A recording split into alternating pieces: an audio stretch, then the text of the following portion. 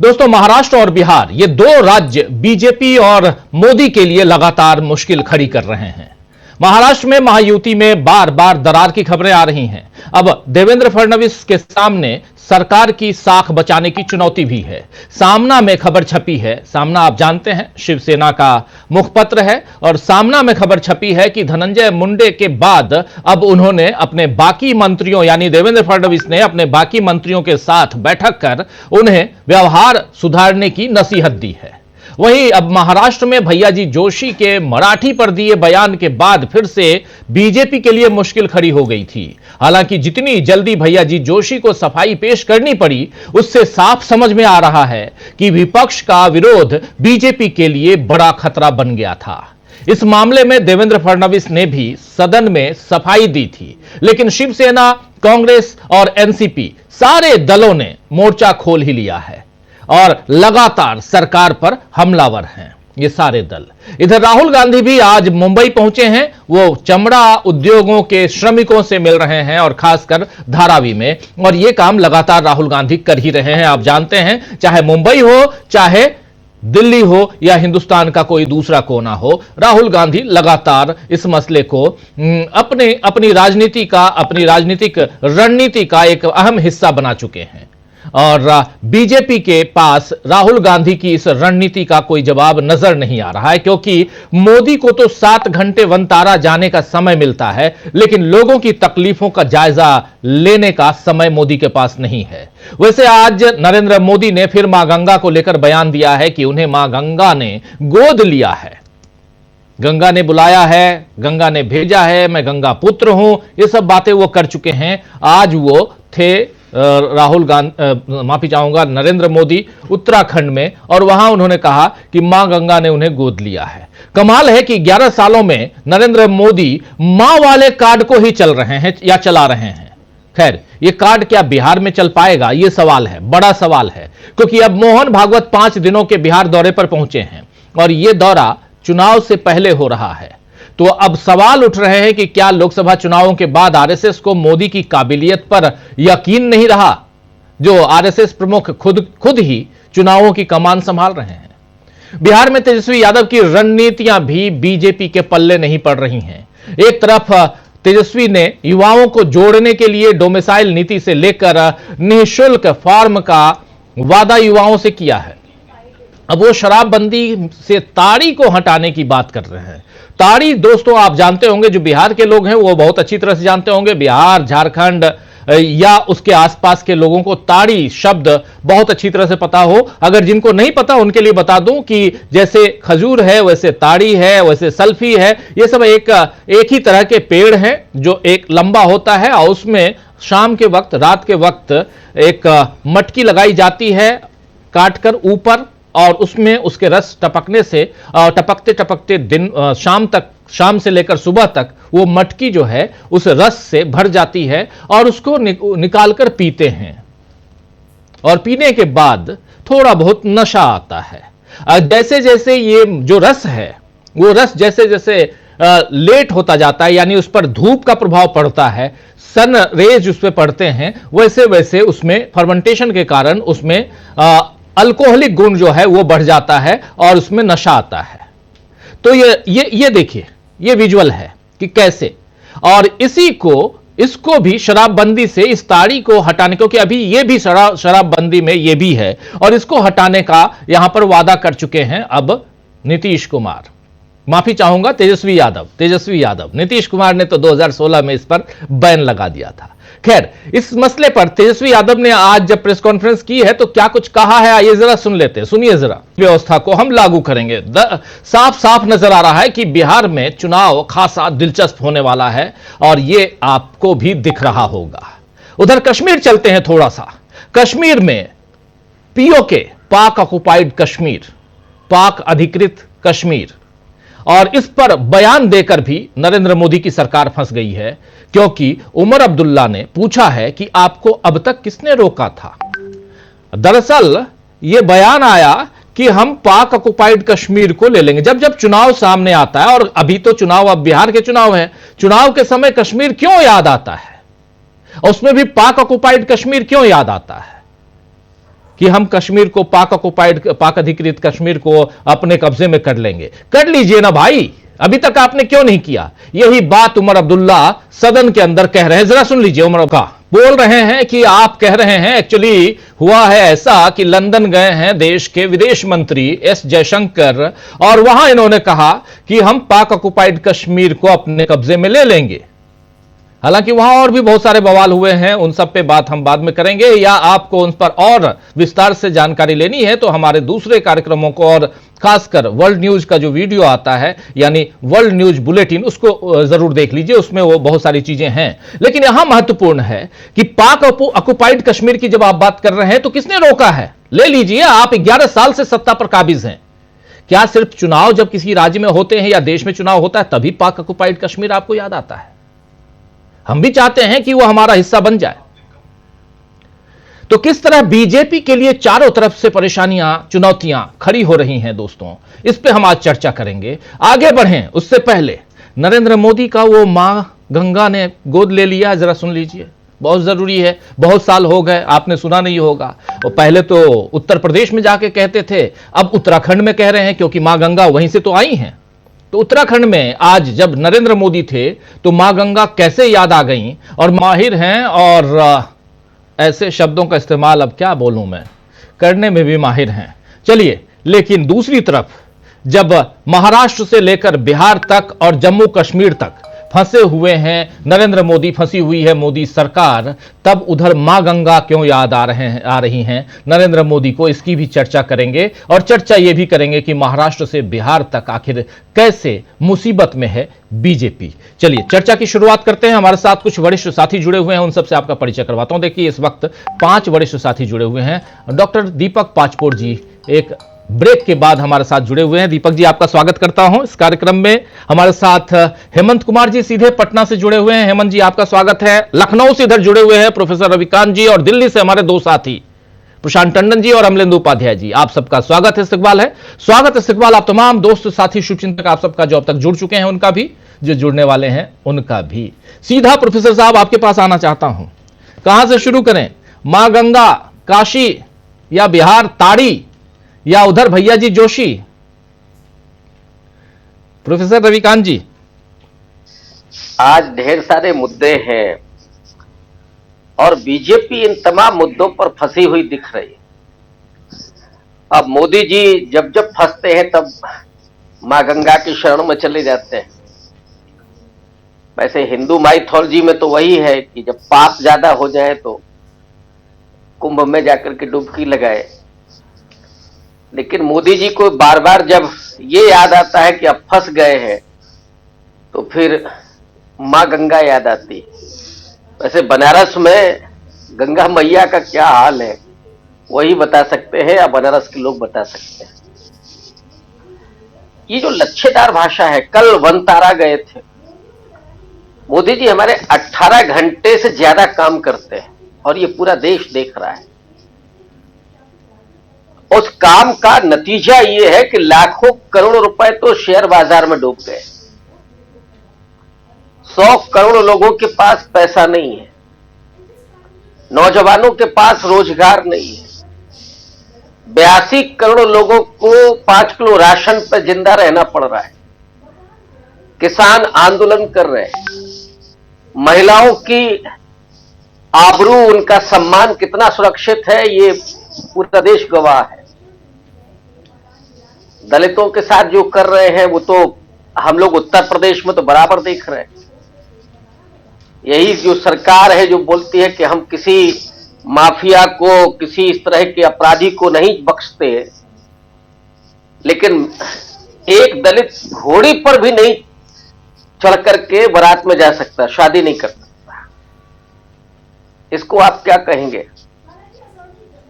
तो इन हालातों में मोदी जी जो लगातार व्यस्त हैं, वो जब भी रहते तो शहर पर ही रहते हैं, या तो विदेश में होते हैं या देश के भीतर होते हैं, और या फिर चुनाव के रैलियों में होते हैं। कभी उनको हमने काम करते हुए नहीं देखा। वो जब जाते हैं तो हवाई जहाज में बहुत सारी फाइलें रहती हैं, और कई बार फाइलों में कौन से कागज होते हैं ये तो कोई नहीं जान सकता, लेकिन वो दस्तखत करते हुए दिखते हैं जी। तो इतना काम मोदी जी ने किया है कि देश का बेड़ा गर्क कर दिया, बचा ही नहीं है। अब आप क्या करेंगे? औरंगजेब पर आएंगे, क्योंकि वो फिर चर्चा ये ना हो कि कितने लाख करोड़ डूब गए। तो इतिहास में आप जाएंगे और वहां उस इतिहास को पीटेंगे। असली जो मामले हैं, जो लोगों की बेहतरी से, लोगों की जिंदगी से जुड़े हुए और इस देश की डेमोक्रेसी से जुड़े हुए, मोदी जी ने और पूरे बीजेपी आरएसएस ने उस हिंदुत्व के जरिए भारत के संविधान को जिस तरह से अटैक किया है, डेमोक्रेसी को जिस तरह से कमजोर किया है, संवैधानिक संस्थाओं को लगभग बेमानी बना दिया है जी। और टारगेट पर केवल चुनाव जीतना है। कैसे जीतना है वो सब जान रहे हैं। अब बिहार में जो कर रहे हैं, महाराष्ट्र में जो कर रहे हैं, तमिलनाडु में जो किए कुछ दिनों पहले, साहब वहां आपको हिंदी थोपना है। इस देश में लोगों को हिंदी स्वीकार करना है, ये जरूरी है। लेकिन आप अगर थोपेंगे किसी पर तो रिएक्शन होगा। तो पता लगा तमिलनाडु से भी लोग नाराज हैं। महाराष्ट्र में जो भैया जी जोशी की बयानबाजी हुई, फिर तुरंत पलटे भी। लेकिन उनके पास मीडिया है। यही बात अगर किसी विपक्ष के व्यक्ति ने कह दी होती, और अबू आजमी ने जो कह दिया वो ऐतिहासिक सत्य है, उनसे असहमत हुआ जा सकता है या किसी इतिहासकार से उस पर चर्चा हो सकती है, लेकिन विधानसभा से बाहर कर देना और फिर मुकदमेबाजी, ये सब जो हो रहा है वो दरअसल देश को गुमराह करने के लिए। देश के लोग हमेशा अपने दुख दर्द, अपनी तकलीफें, अपनी जो उनके हित हैं, जो अधिकार हैं, संवैधानिक अधिकार, उनको लेकर के भूले रहे, भटके रहे और वो इसी में फंसे रहे। तो दरअसल जो मोदी जी की सत्ता है वो एक जाल बन गई है और उस जाल में फंसे हुए हैं इस देश के लोग। वो जाल सब पर डाला जा रहा है। ये लोकतंत्र के शिकारी लोग हैं, इन्हें लोकतंत्र खत्म करना है, इन्हें डॉक्टर अंबेडकर के संविधान को खत्म करना है। वो पुराना मिशन है, कोई आज का नहीं। तो हर राज्य में सरकारें बनानी है चुनाव आयोग के जरिए, वो लोगों के जरिए नहीं बनाते, चुनाव आयोग के जरिए। अब सुप्रीम कोर्ट ने थोड़ा सा उम्मीद पैदा की। अब देखना यह है कि बीजेपी के सामने ये जो मुसीबतें हैं और उस पर मोदी जी मां गंगा की अब गोद में पहुंच गए हैं, क्या उससे वो बच पाएंगे?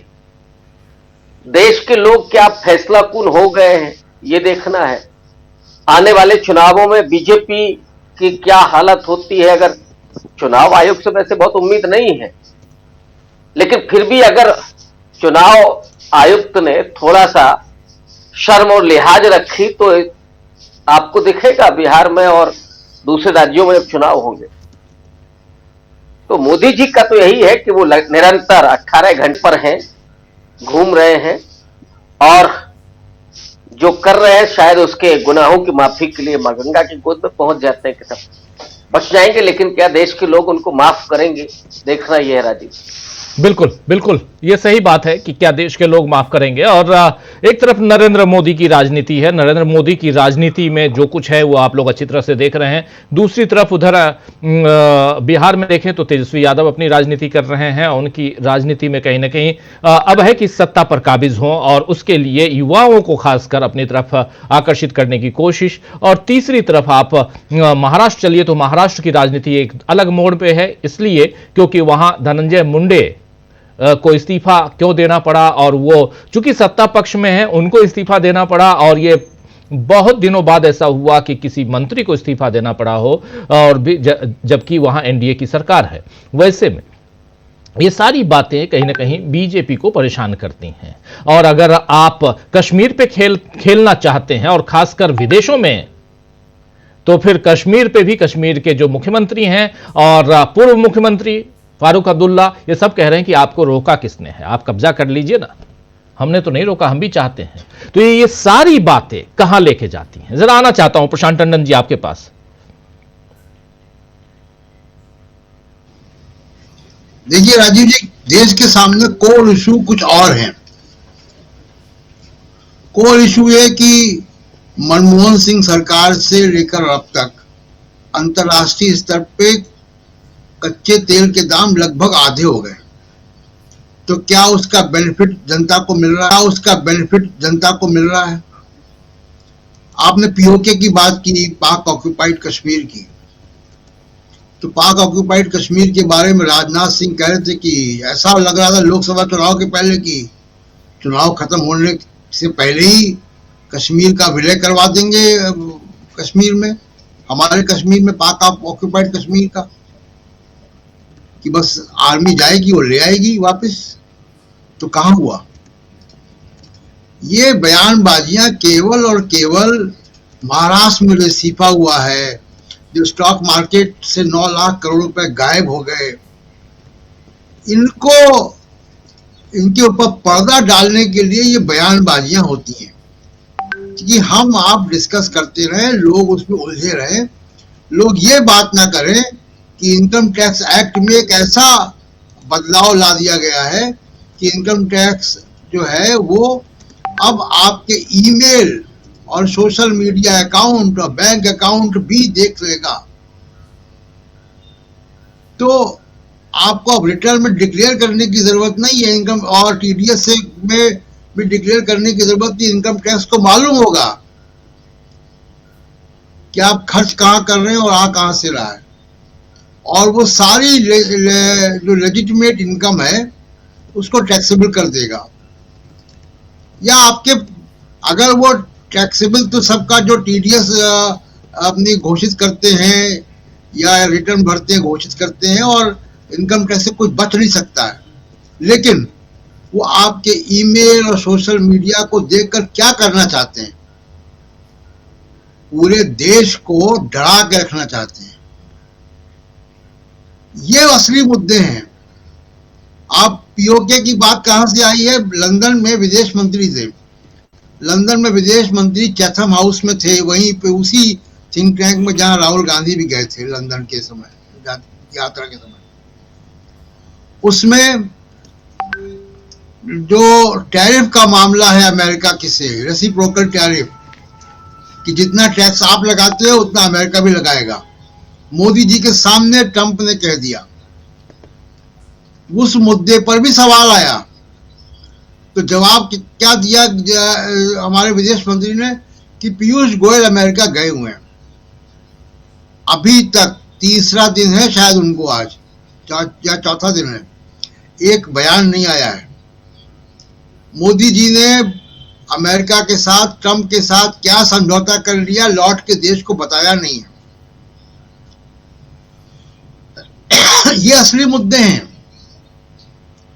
इन मुद्दों से भटकाव के लिए ये सारी बातें हैं।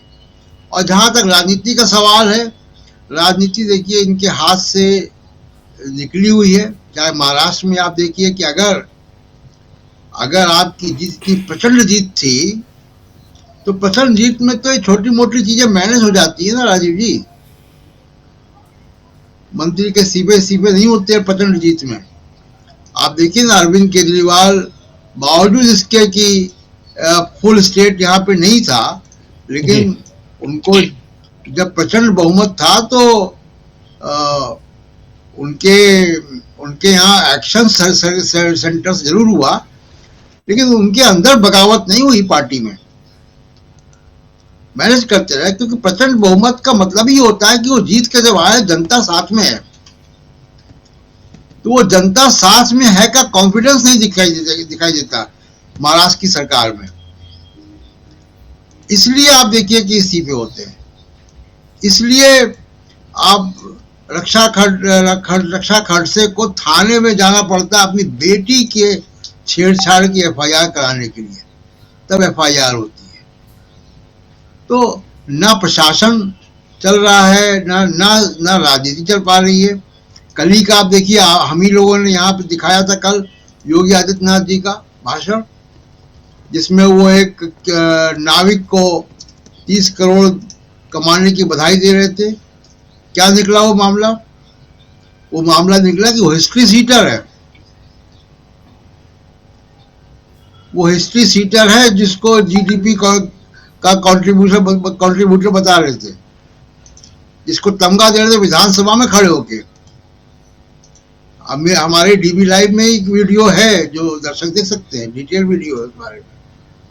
तो सवाल ये कि देश की राजनीति में बहुत कुछ है और बहुत ही देश जो है ऐसे दोराहे पे खड़ा हुआ है जहां कड़े फैसले लेने हैं आर्थिक तौर पे। सबने विरोध किया अमेरिका के टैरिफ का, ट्रंप का, सिवाय भारत के। और जो खबरें अमेरिका से आ रही हैं, जहां तक मुझे खबर लग रही है कि पीयूष गोयल जी वो सब करके आएंगे जो ट्रंप चाहता है। वो केवल डॉटेड लाइंस में साइन करने जा रहे हैं। 2 अप्रैल से भारत के ऊपर रेसिप्रोकल टैरिफ लगने जा रहा है अमेरिका की तरफ से। उसमें नेगोशिएशंस का स्कोप अब बचा नहीं है। कल पीयूष गोयल जी की मुलाकात वहां के कॉमर्स फाइनेंस सेक्रेटरी से हुई है, वहां के वित्त मंत्री से। जहां तक मुझे खबर आ रही है, कुछ बात बनी नहीं है उनकी। देखते हैं उनको सरकार की तरफ से। अभी तक मोदी सरकार की, चाहे विदेश मंत्री हो, चाहे वो प्रधानमंत्री हो, चाहे जो कॉमर्स मिनिस्टर गए हुए अमेरिका पीयूष गोयल, एक शब्द नहीं आया है ट्रंप के टैरिफ के हमले पर। सब लोग, सारे दुनिया, चीन, कनाडा, यूरोप के देश उसका प्रतिकार कर रहे हैं। मैक्सिको प्रतिकार कर रहा है, उसका विरोध कर रहा है। लेकिन भारत की तरफ से इसका कोई भी ना खंडन हो रहा है, ना कोई जवाब आ रहा है। मोदी जी के सामने ट्रंप ने कह दिया। देखिए, शीशे के पीछे से शेर के साथ खेलना, फोटो खिंचवाना एक अलग बात है, बच्चे भी करते हैं आजकल। ऐसी सुविधाएं सब चिड़ियाघरों में आजकल।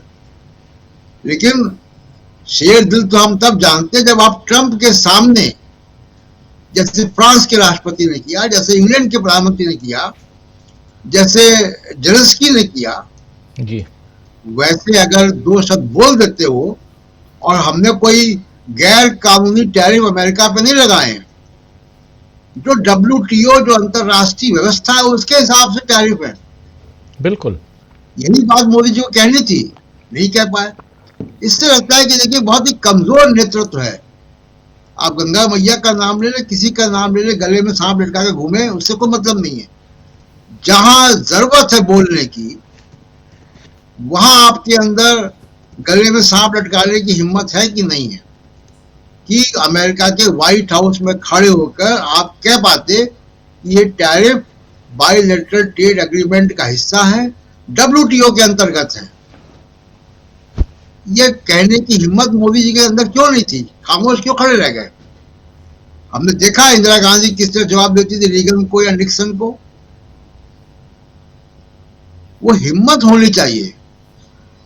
शीशे के पीछे से शेर के साथ फोटो खिंचवाना आसान काम है, मुश्किल काम है। अपने कर्तव्य को, और कम से कम देश की जो सॉवरेनिटी की बात आए, देश की प्रतिष्ठा की बात आए, उस वक्त आपके अंदर इतना अंदर बल है क्या कि जो ताकत जेलेंस्की ने दिखाई, जो ताकत फ्रांस के राष्ट्रपति ने दिखाई, मैक्रोन ने, या जो इंग्लैंड के प्रधानमंत्री ने दिखाई, वो ताकत मोदी जी के अंदर क्यों नहीं थी? जी राजीव जी, बिल्कुल बिल्कुल, आप सही कह रहे हैं।